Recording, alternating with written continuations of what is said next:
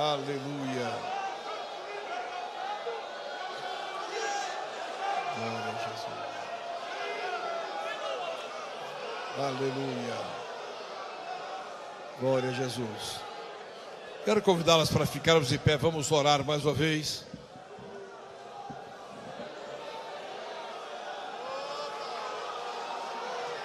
Glória a Deus.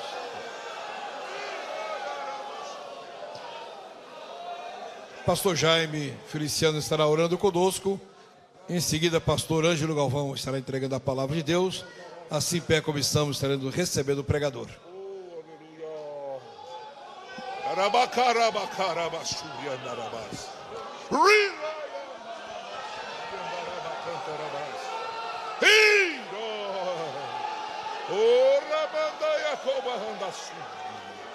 Oh Deus Todo-Poderoso, oh, receba, Senhor, o nosso louvor, receba a adoração do seu povo, que haja liberdade na manifestação do teu poder, do poder do teu Espírito Santo nesta noite, Pai. E agora, Senhor, vamos ouvir a tua voz, a tua palavra. Tome o teu filho, meu Senhor, com a palavra profética sobre a vida do teu povo e da igreja. Deus, manifesta o teu poder no nosso meio nesta noite. Senhor, é o que nós te pedimos, Pai, e te agradecemos em nome de Jesus. Obrigado, pastor Jaime. Meus irmãos, a paz do Senhor. Por gentileza, estejamos assentados, ou estejam assentados. Deus seja glorificado por sua graça, bondade e misericórdia que tem para conosco, nos oferecendo a oportunidade de cultuar a Ele na beleza da sua santidade. Minha gratidão sincera ao nosso pastor José Wellington Bezerra da Costa, homem de Deus, que Deus tem usado para abençoar a nossa vida. E eu louvo a Deus pela sua vida, pela vida de sua família, sua esposa, irmã Wanda. Nós louvamos a Deus pelo privilégio de vivermos na mesma geração do pastor José Wellington. Também louvar a Deus pela vida do pastor Wellington Júnior. Obrigado, Deus abençoe.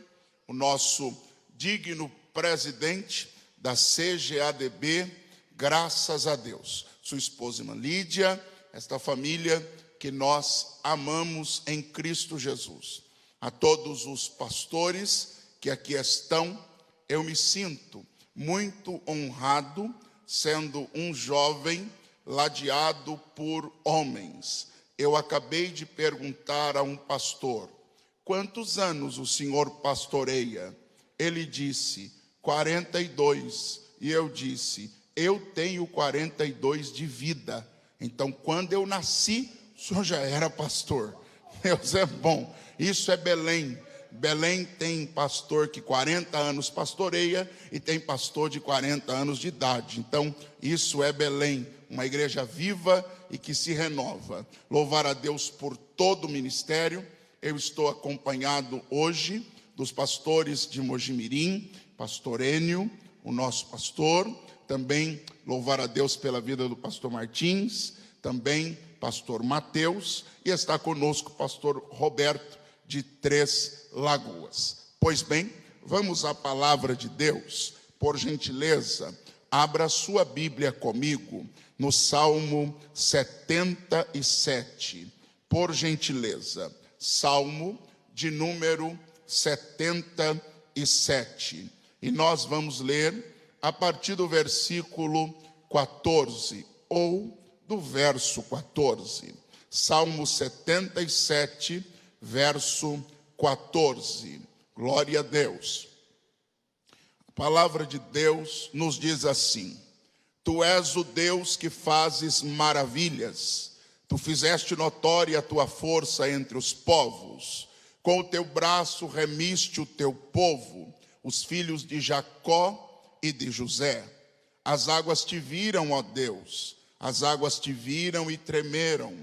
Os abismos também se abalaram, grossas nuvens se desfizeram em água, os céus retumbaram, as tuas flechas correram de uma para outra parte. A voz do teu trovão repercutiu-se nos ares, os relâmpagos alumiaram o mundo, a terra se abalou e tremeu. Pelo mar foi o teu caminho, e as tuas veredas pelas grandes águas, e as tuas pegadas não se conheceram. Guiaste o teu povo como um rebanho, pela mão de Moisés e de Arão. Amém? Amados, o livro dos Salmos é, na nossa Bíblia, um livro poético, poesia sagrada e poesia bíblica.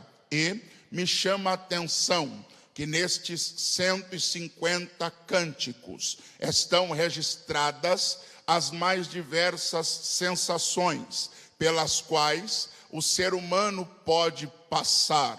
Sou admirador do livro dos Salmos, porque ele retrata a extrema alegria, mas também retrata os momentos de tristeza. Ele retrata a vitória retumbante, mas também alerta da derrota uma vez alcançada. Também no livro dos Salmos nós temos a expressão da realidade e da espiritualidade. Salmos, na minha concepção pequena, eu o chamo de o livro da sinceridade. Na verdade, os salmistas rasgavam o coração, não para disfarçar diante de Deus e expressar aquilo que não eram. Ao contrário disto, há uma ousadia no livro dos Salmos, do salmista expressar o que é, o que está vivendo, o que está acontecendo. É um livro descortinado, é um livro onde a sinceridade predomina, onde o que vale não é a posição que se tem diante dos homens, mas sim diante de Deus. É um livro onde o importante não é a fama da terra, mas a glória de Deus. Um livro que aponta para a realidade da vida dos servos de Deus, que, sendo servos de Deus, também enfrentam problemas, pelejas, dificuldades, adversidades. O livro dos Salmos não nos engana, não nos leva a uma ilusão, mas nos agarra à realidade e ao mesmo tempo transpõe a nossa alma a esperança de que, apesar do choro durar uma noite, a alegria vai chegar pela manhã.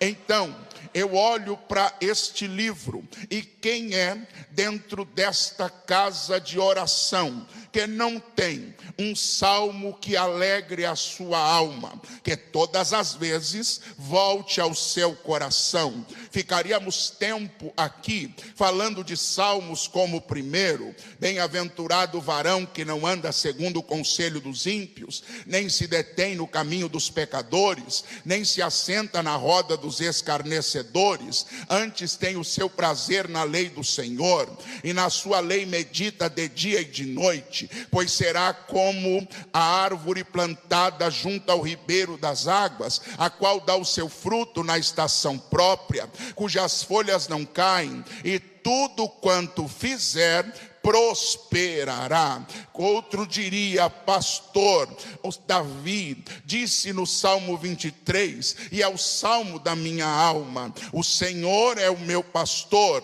e nada me faltará. Quem é que não se alegra ao ouvir o salmista no Salmo 27 dizer: ainda que teu pai e tua mãe se esqueçam de ti, o Senhor jamais se esquecerá de você?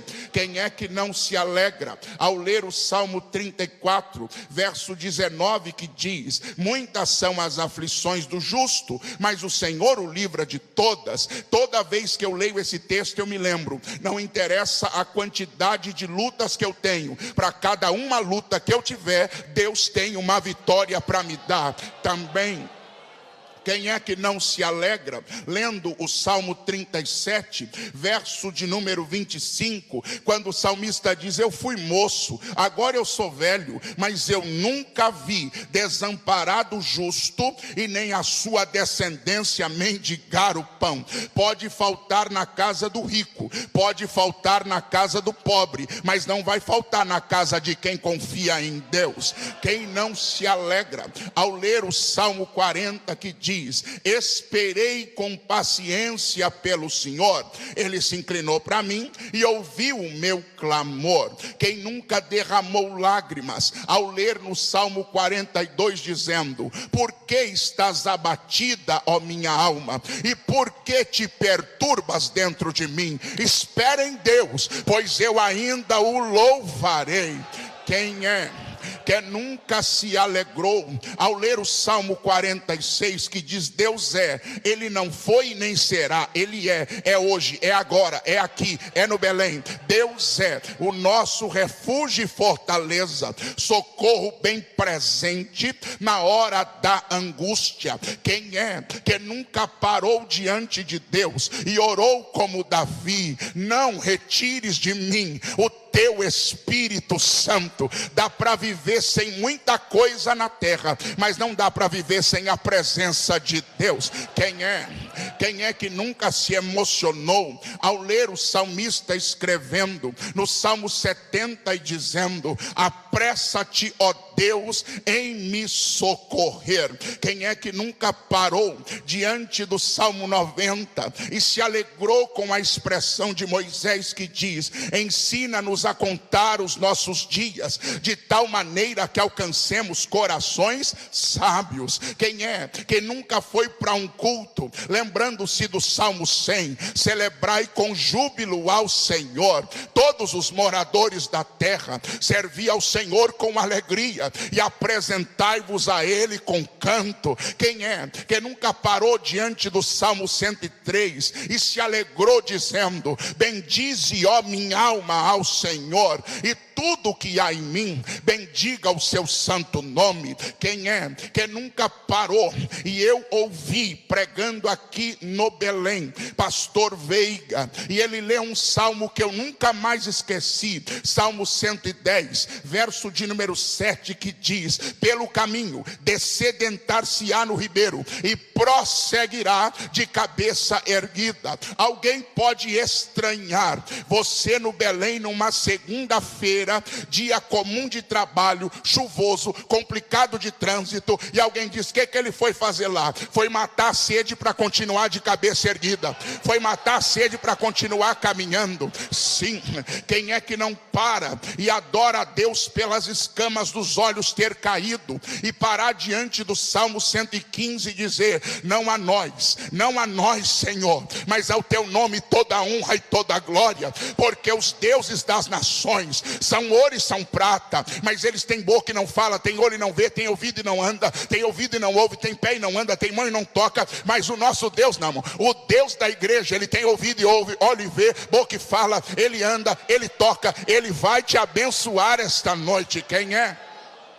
Quem é que nunca parou diante do Salmo 121 e disse: eleva os meus olhos para os montes, de onde me virá o socorro? E tem resposta: o meu socorro vem do Senhor que fez o céu e a terra. Quem é que jamais parou diante do Salmo 124, verso 7, que diz: a nossa alma escapou como um pássaro dos laços dos passarinheiros, o laço quebrou e nós escapamos. Abra um parêntese, profetizo no Belém esta noite: Fique tranquilo, irmão. O laço quebrou e a sua família já escapou.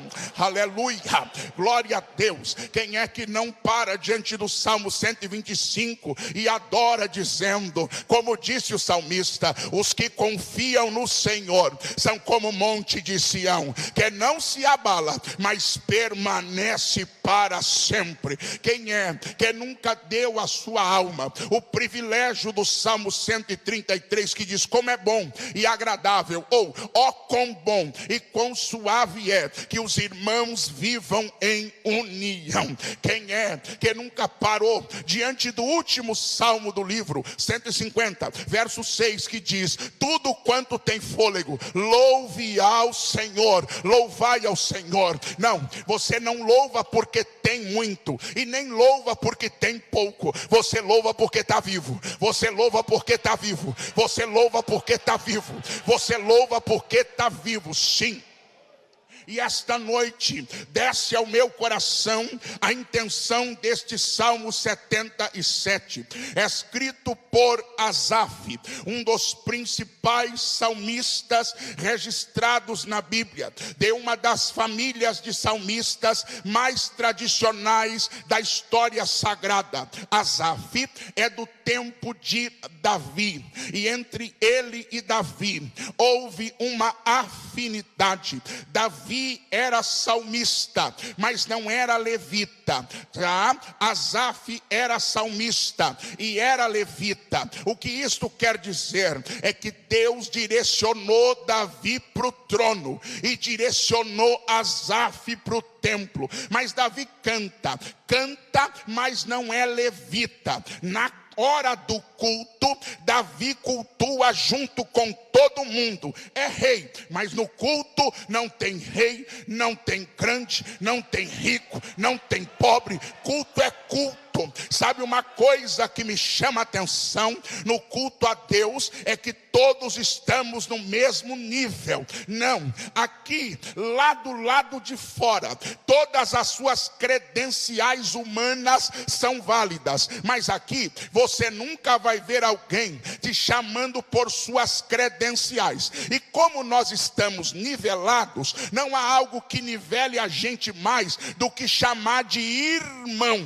Agora, irmão, pensa uma coisa comigo. Eu, um negrão feio desse jeito, poder olhar para alguém bonito, para alguém inteligente como você e chamar de irmão. Pense bem, se não é loucura de Deus. Eu, um menino criado na favela, poder olhar para alguém que mora no Alphaville e dizer: paz do Senhor, irmão. Evangelho faz isso, irmão. Evangelho nos deu esta graça. Evangelho nos trouxe esta bênção. Agora, Asaf é chamado na Bíblia de um salmista, e todos concordam que os salmos que Asaf escreveu têm relevância. Asaf foi chamado por Davi e acompanhou todo o ministério de Davi. Também é reputada a família de Asaf o canto congregacional da inauguração do templo de Salomão. E alguém diz que o que se cantou foi o Salmo 136, dizendo: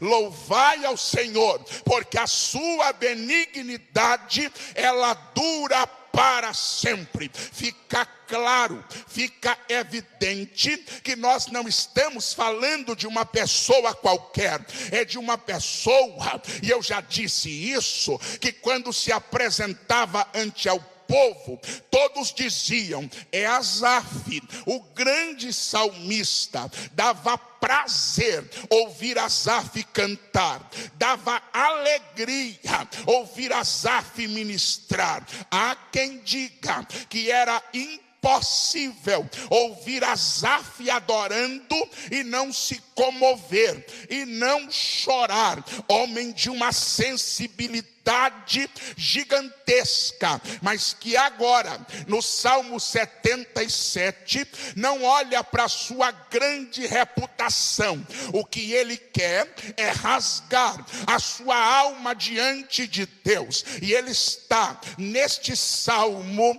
diante de Deus em sinceridade. Na verdade, o verso primeiro é a epígrafe, que também contém o final, a conclusão, o resultado do salmo. É por isso que ele diz: clamei a Deus com a minha voz, a Deus levantei a minha voz, e ele inclinou para mim os ouvidos. Aqui está o resultado. Mas quando nós olhamos a partir do verso 2, vamos encontrar a situação de Asaf. E qual é? Sendo um salmista de renome, ele para e diz: no dia da minha angústia, busquei ao Senhor, a minha mão se estendeu de noite e não cessava, a minha alma recusava ser consolada. É Asaf dizendo: eu canto sim, eu adoro sim, mas eu tenho tempo de angústia também. Eu tenho tempo que de noite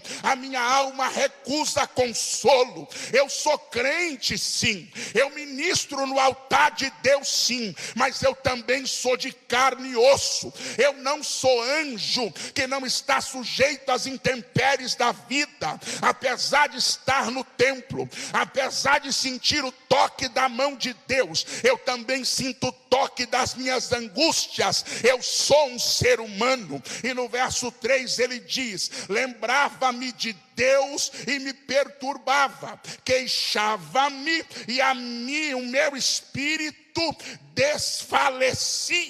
É Asaf dizendo: quando eu trago a memória a Deus, me confunde, não me dá tranquilidade, porque parece que ele está vivendo um antagonismo, uma ambiguidade. Ele está no templo, mas tem dúvidas. Ele está no templo, mas a alma está desassossegada. Ele está no templo, mas não está plenamente satisfeito. E não para por aí. Asaf ainda diz no verso 4: sustentaste os meus olhos vigilantes. Estou tão perturbado que eu não consigo falar. Ele não está dormindo. A insônia chegou, a insônia bateu. Ele já não consegue mais conciliar o sono. Ele já não consegue mais conciliar a tranquilidade para repousar. E fica difícil, porque ele também não consegue explicar o que está acontecendo. Ele não consegue falar, mas não para por aí. No verso 5 ele diz: considerava os dias da antiguidade, os tempos passados. Ele começa a olhar para o passado, ele começa a olhar para trás, ele começa a olhar para o que passou, porque quando a gente está em crise, parece que ontem era melhor, porque quando a gente está em crise, parece que já vivemos tudo de bom que tinha para viver. Quando a gente está em crise, as memórias boas valem mais do que o presente desafiador. Quando a gente está em crise, quando a alma está ferida, quando a obscuridade chega, dá uma vontade de se agarrar ao passado e não sair de lá. Mas ele não para por aí. Ele diz: de noite chamei a lembrança o meu canto, meditei em meu coração, e o meu espírito ainda questiona. Ele está dizendo: eu consigo cantar no templo, eu consigo cantar para a multidão, mas eu já não consigo cantar sozinho. Aqui me assusta Asaf, porque consegue cantar na multidão, consegue cantar no culto cheio, consegue cantar diante de todo mundo, mas já não tem mais a mesma força para a fé individual, para cantar sozinho, para cantar quando não tem ninguém. Por quê? Porque quando você canta para os outros é uma coisa, mas sozinho você canta para os teus ouvidos ouvirem, e você só consegue cantar sozinho quando acredita no que canta. E é esta ambiguidade que se vê em Asaf. Diante do povo ele é uma coisa, sozinho ele é outra. Diante do povo parece forte, diante do povo parece crente, diante do povo parece espiritual, mas quando ele está sozinho, tem uma voz que grita para ele, voz da consciência dizendo: você não está bem.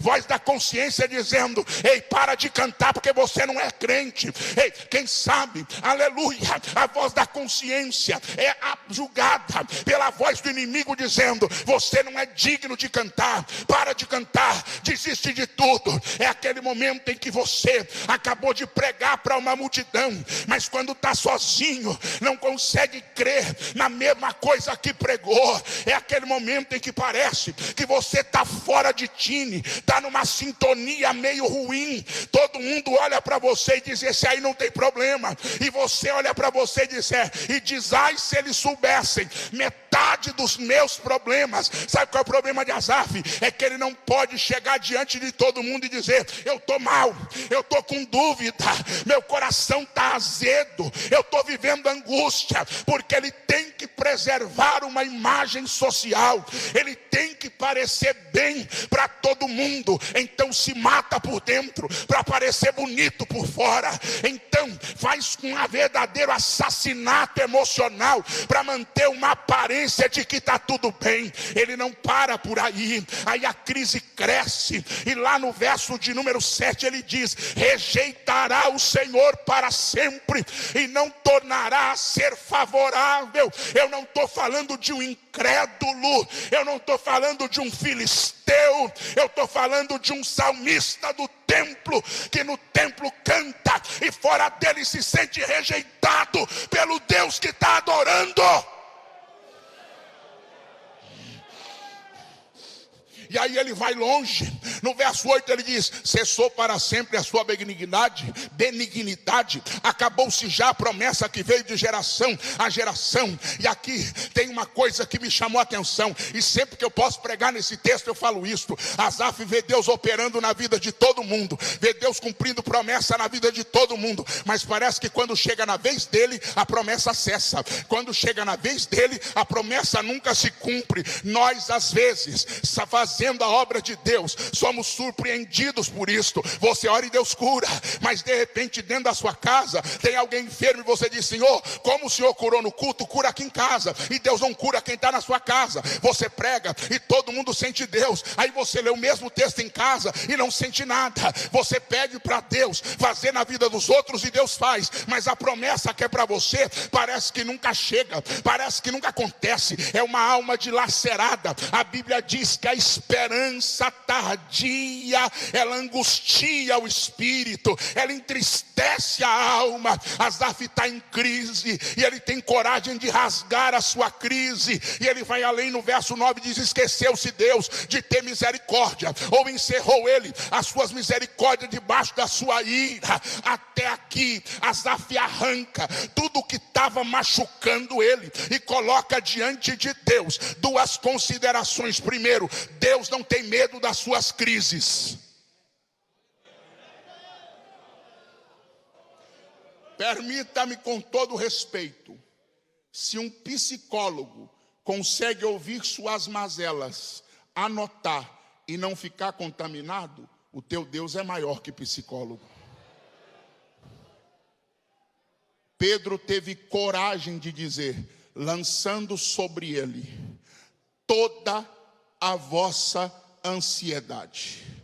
Qual é um dos maiores problemas da humanidade hoje? Transtorno de ansiedade, depressão, angústia, síndrome do pânico, transtornos de ansiedade. Aí vem Pedro e diz: pega tudo isso e coloca sobre Jesus. Deus não tem medo das suas crises. João Batista um dia chamou um discípulo e diz: vai para Jesus e pergunta se ele é Jesus de verdade. Quando chega, Jesus diz: diga para João que o cego vê, o paralítico anda, aos pobres é anunciado salvação. Deus não tem medo dos seus questionamentos complicados. Deus não tem medo das suas dúvidas que estão lacerando sua alma. Deus não tem problema com os seus problemas. Deus não tem fraqueza com as suas fraquezas. Pode lançar que Ele aguenta. Pode ser sincero que Ele aguenta. Subinaga surimicanda lamaia. Eu acho fantástico Jesus. Ele está comandando um batalhão de 12 para comandar a igreja que vai revolucionar o mundo. E mesmo sendo o maior líder da história, ele não tem medo de chegar diante deles e dizer: a minha alma está angustiada até a morte. Nenhum coaching teria coragem de chegar e dizer: olha, está tudo complicado. Não, se Jesus fosse coaching, na hora do Getsemane ele chegaria e dizia: está tudo bem,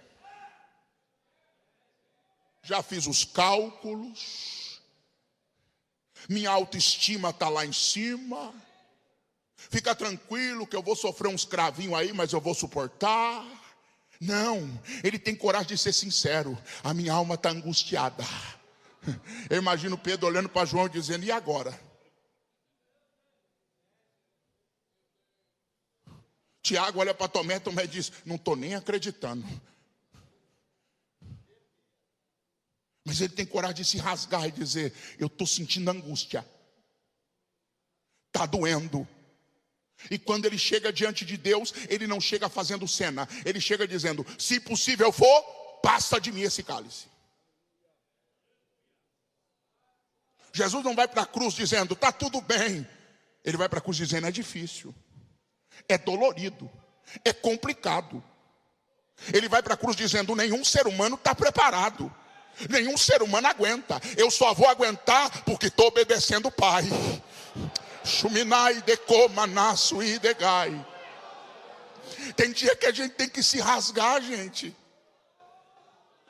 Tem dia que a gente tem que tirar a capa de supercrente e chegar diante de Deus como um servo que precisa de consolo.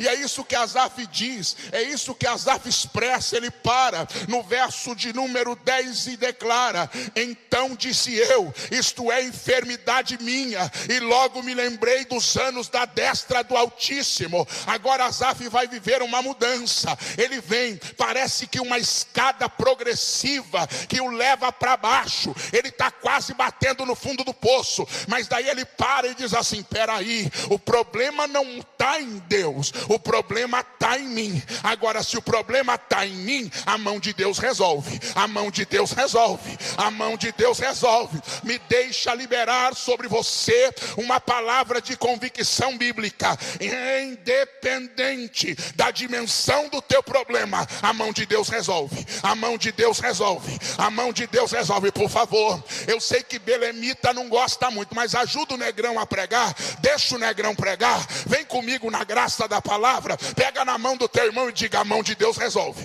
a mão de Deus resolve, a mão de Deus resolve, a mão de Deus resolve. E quando Asaf entende que a mão de Deus resolve, quando Asaf entende que a mão de Deus é poderosa, ele muda o discurso, ele muda a oração. E eu quero ser portador de uma palavra viva e declarar: hoje tu sai daqui com uma oração nova, hoje tu sai daqui com o renovo de Deus na vida, hoje tu sai daqui diferente. Não, você não veio para mais uma segunda-feira, você veio para a segunda-feira da virada de Deus na tua vida. Quando ele entende que a mão de Deus resolve, ele começa a orar diferente e dizer: lembrar-me-ei, pois, das obras do Senhor, certamente que me lembrarei das tuas maravilhas desde a antiguidade. Maravilha é aquilo que sai da curva, maravilha é aquilo que sai do comum, maravilha é aquilo que sai do natural, maravilha é aquilo que não é somente humano. Sabe o que Asaf está dizendo? Eu estou me lembrando aqui que o meu Deus não faz só o que é comum, não faz só o que é humano, ele faz maravilhas, ele faz maravilhas, ele faz o que não é comum, ele faz o que não é humano, ele faz o que o homem não faz. E aí a igreja pode perceber que o discurso começa como um elevador a subir, e ele diz no verso de número 13: o teu caminho, ó Deus, está no santuário, que Deus é tão grande como o nosso Deus. Asaf tem 2 salmos nesse tom. Primeiro 73, e no 73 chega uma hora que ele diz: até que eu entrei na casa de Deus. Não entendi, pregador. Vou fazer mais claro para você. Você pode ter vindo de onde veio com uma carga de 10.000 toneladas nos ombros, mas quando você entrou aqui, Jesus já substituiu. Tira o pesado, coloca o leve. Tira o pesado, coloca o leve. Eu estou sentindo graça. Desculpa, eu sou pregador da Assembleia de Deus, eu sou pentecostal. Ei, Uramagandaraba suricandaraba xandaraia. Urabacanda labandoque mantequepo novo sé. Urabadaganchoquenaia. Sabe o que Deus manda dizer para você? É aqui que Ele ordena a bênção e vida para sempre. Alguém pergunta, por que crente não vai no baile? Tem bênção lá? Não. Tem vida lá? Não. Então eu não vou. Por que crente não vai no prostíbulo? Tem bênção lá? Não. Tem vida lá? Não. Então eu não vou. Por que crente não vai na boca de droga? Tem bênção lá? Não. Tem vida lá? Não. Então eu não vou. Por que crente vem na igreja? Porque tem bênção, tem vida, tem vitória, tem milagre. Até que eu entrei na casa de Deus. Na casa de Deus, Deus resolve. Na casa de Deus, Deus cura. Na casa de Deus, Deus levanta. Na casa de Deus, Deus liberta. Na casa de Deus, Deus salva. Na casa de Deus, Ele abre a porta. Na casa de Deus, Ele faz o milagre.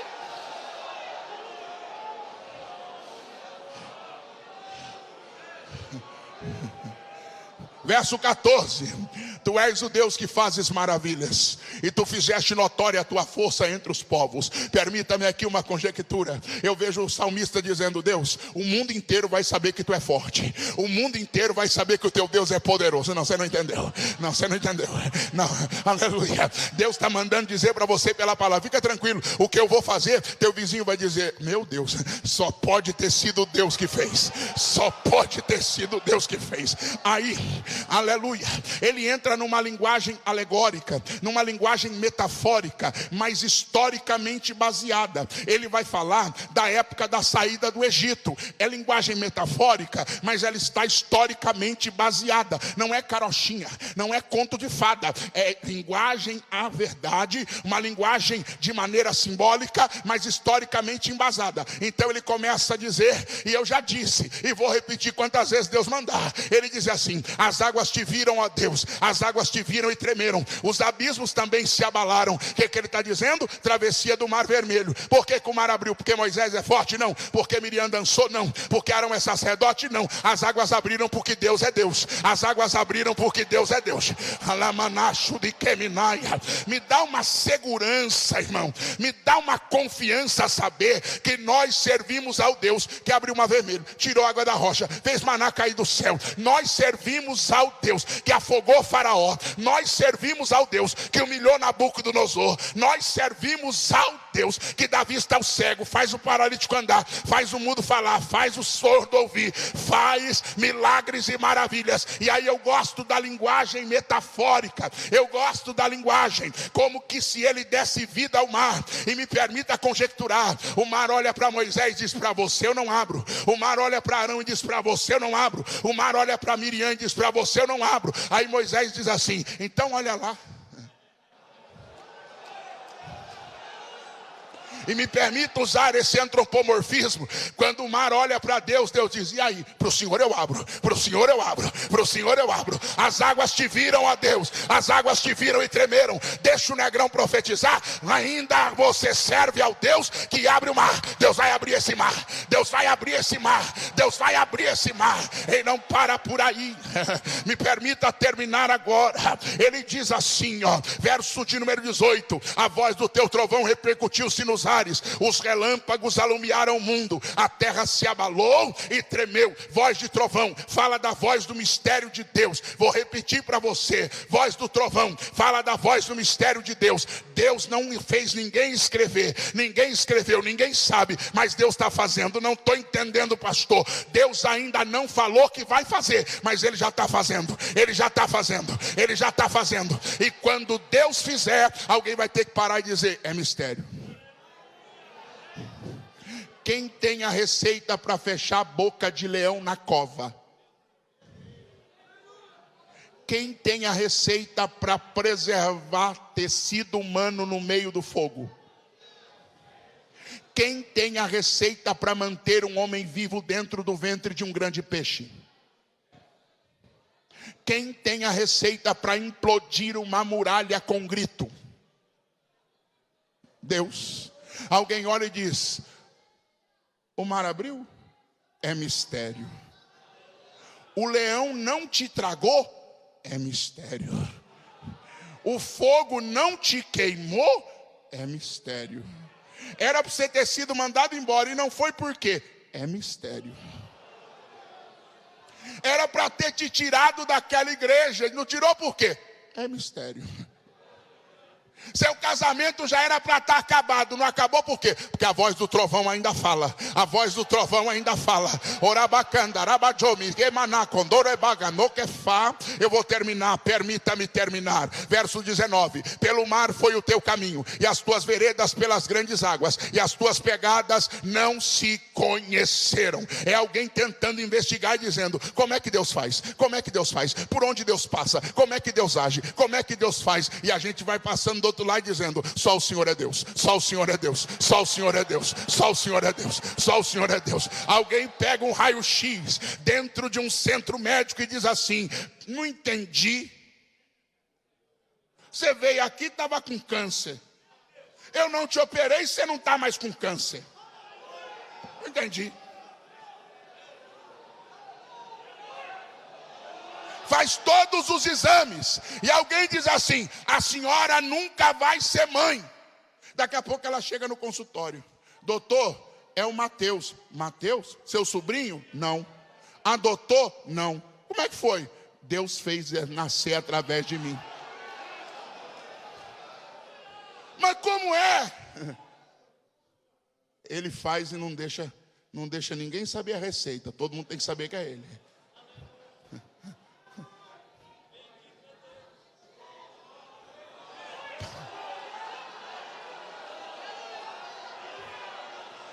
Pede para a pessoa assinar o nome. Dá uma caneta dourada, papel em branco. Ele olha e diz: sei não, doutor. O senhor não sabe assinar o nome? Não. Ah, então o senhor é analfabeto. Analfa de pai e beta de mãe, doutor. Aí vai para a igreja. Aí o pastor diz assim: irmão X, vem ler a Bíblia. O Senhor é meu pastor e nada me faltará. Deitar me faz em vez de... Explica. Explica. Explica. O senhor fez psicologia? Não. Como é que o senhor cuida do povo? Termino. Me dá 10 segundos. Pastor José Wellington Bezerra da Costa. Dia 5 de novembro do ano passado. Nesse púlpito, disse assim para mim: eu orei e Deus mandou fazer de você um pastor presidente. E ele ainda perguntou assim para mim: o que você acha? Eu disse: pastor, é resposta de oração. Ele disse: é resposta de oração, então está feito. Eu orei, você orou, então Deus fez. Dia 4 de dezembro ele foi e me deu posse. Ô irmão, desculpa, mas eu vou contar para os meus netos que o pastor José Wellington Bezerra da Costa deu posse para o Negrão. E eu tenho foto para provar. Desculpa, mas eu vou contar. Maravilha, companheiros me abraçando. Tudo bem. Mas até dia 3 de dezembro, eu era um pregador itinerante. Qual é a minha rotina? Era. Acabava o culto, tirava umas fotos, jantava e ia para o hotel.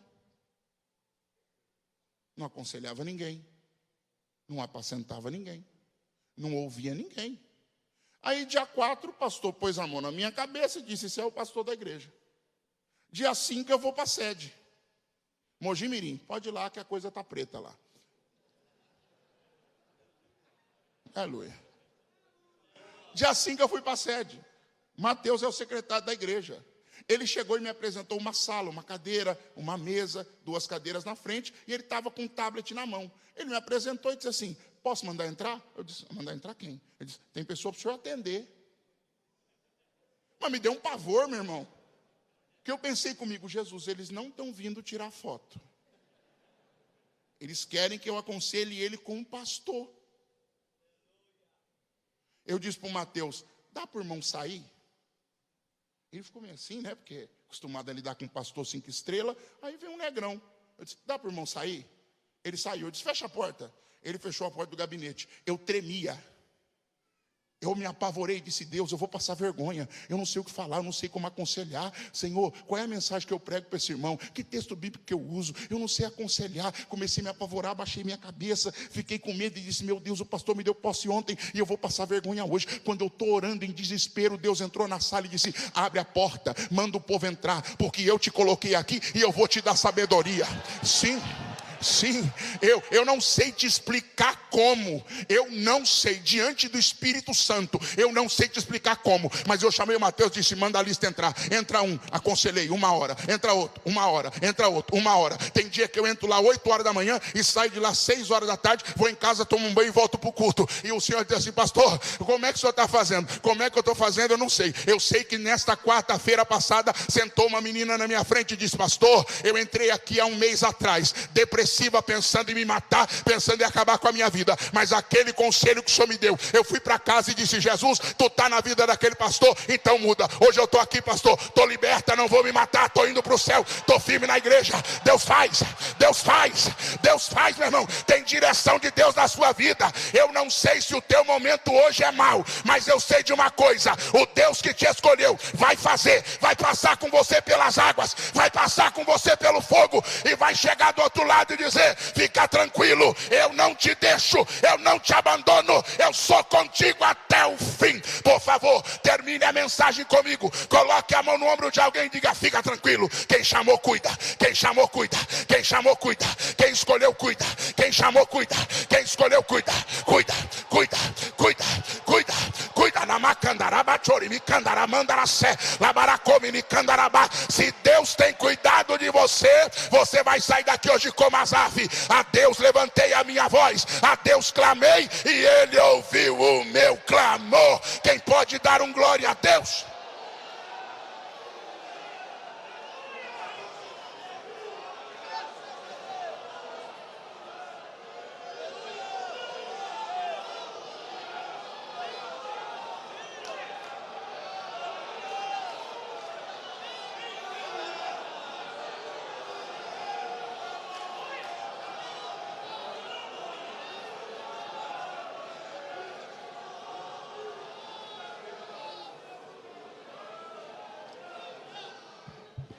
Aleluia, glória a Jesus. Meus amados, tenho a plena certeza que o Senhor nos trouxe aquilo que precisávamos ouvir. Glória a Deus.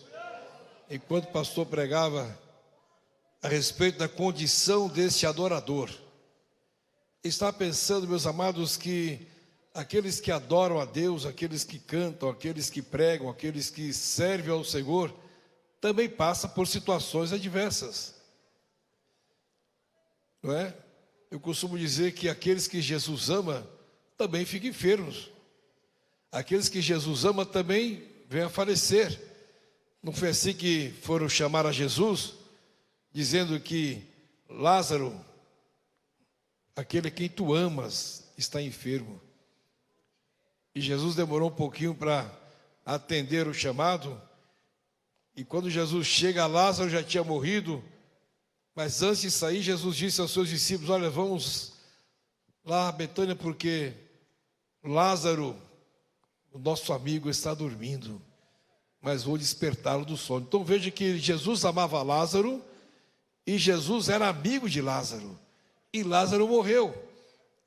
Tanto é que quando Jesus chega em Betânia, as irmãs de Lázaro vão interrogar a Jesus, ou questionar com Jesus, dizendo: Senhor, se tu estivesse aqui, o meu irmão não teria morrido. Como se Jesus fosse o culpado da morte de Lázaro, como se Jesus fosse o culpado da enfermidade de Lázaro. Meu amado, Jesus te ama, mas você pode ficar enfermo. Não é porque Jesus te ama, porque você é amigo de Jesus, que a enfermidade não vai te alcançar. Ela pode te alcançar. Foi o que aconteceu aqui com o salmista, nessa linda mensagem que ouvimos aqui nesta noite. Aquele que cantava e o povo se alegrava com o seu louvor, agora está triste e está buscando a Deus, está clamando a Deus, está desesperado clamando ao Senhor. Mas o mesmo Deus que usava e usou o salmista para que com o seu louvor alegrasse aos que ouviam, esse mesmo Deus alegrou o coração daquele salmista. Aleluia. Jesus chegou em Betânia e disse para que Lázaro, que estava morto, saísse, e Lázaro saiu ressuscitado. Aleluia! Jesus é teu amigo em todos os momentos. Quando você está enfermo, Jesus continua sendo o seu amigo. Quando você está passando por adversidade, Jesus continua amando o teu coração. Bendito é o nome do Senhor. Como disse aqui o pregador, muitas vezes você está alegrando o público, mas o teu coração está ferido, a tua alma está ferida, a tua alma está triste, mas o Espírito Santo, que através de você conforta aqueles que te ouvem, é o que te conforta lá na intimidade. Aleluia, você volta para casa, e lá só você e Deus, e você fala com o Senhor, e Ele vai costurando aquela ferida da tua alma, e vai cicatrizando a tua dor. O Senhor Jesus é aquele que nos socorre na intimidade. Nós estamos saindo aqui nessa noite, sabendo que quando estamos em grupo, como estamos aqui, Jesus está conosco. Mas quando estamos sozinhos lá em casa, Jesus também está conosco. Quando você está lá no teu quarto, derramando a tua alma diante do Senhor, Jesus também está com você. Da mesma forma que o Espírito Santo falou para todos nós aqui nesta noite, quando você está pessoalmente falando com o Senhor, o Espírito Santo também fala ao teu coração. Que o Senhor nos abençoe, nos guarde, que o Senhor Jesus continue abençoando o pregador da noite, pastor Ângelo Galvão, e parabéns, porque agora você é pastor presidente. Que Deus continue te abençoando. Glória a Deus. Meus amados, nós antes de encerrar, queremos aqui o nosso irmão Marcos Silva, que cantou aqui, ele pede para que anunciemos que ele tem aí nas suas mãos um pendrive que tem aqui todos os hinos dos seus discos e CDs. Né? Todos os irmãos que desejarem, pode procurar aqui. Tem um pendrive, tem 4 gigas. Dá até para gravar alguma coisa lá se quiser, né? Pode até usar depois lá também. Ok, Marquinhos? Vamos desejar, procure com ele. Os hinos que ele canta, nós o conhecemos já há muitos anos, sabemos que ele canta com muita inspiração. E também estamos convidando os irmãos para sintonizarem a rádio online RBC. Temos o nosso programa ali, programa Alerta Geral, apresentado pelo pastor Gessé, todos os dias às 13h30. Se você puder, você pode baixar o aplicativo do seu celular, RBC, e pode ouvir também e acompanhar a nossa programação. Fiquemos de pé, vamos agradecer ao Senhor por este culto abençoado. E com nosso irmão Alexandro Souza Viana, pede oração em seu favor, pela saúde e pela libertação da diabetes. Ele não está aqui no culto, parece que ele estava assistindo o culto pela internet e ligou aqui para a igreja pedindo que orassem por ele. Vamos apresentar esse pedido ao Senhor. Glória a Jesus. Queremos agradecer a presença de todos, os pastores de campos que aqui se fazem presentes. Muito bom tê-los aqui conosco. Vamos pedir para que o pastor Irineu, pastor da nossa igreja em Piracicaba, ore ao Senhor.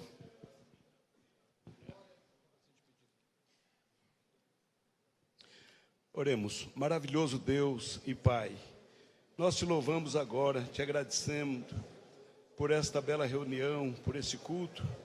Receba aqui os louvores, a nossa adoração. Continua abençoando o teu servo que ministrou a tua palavra.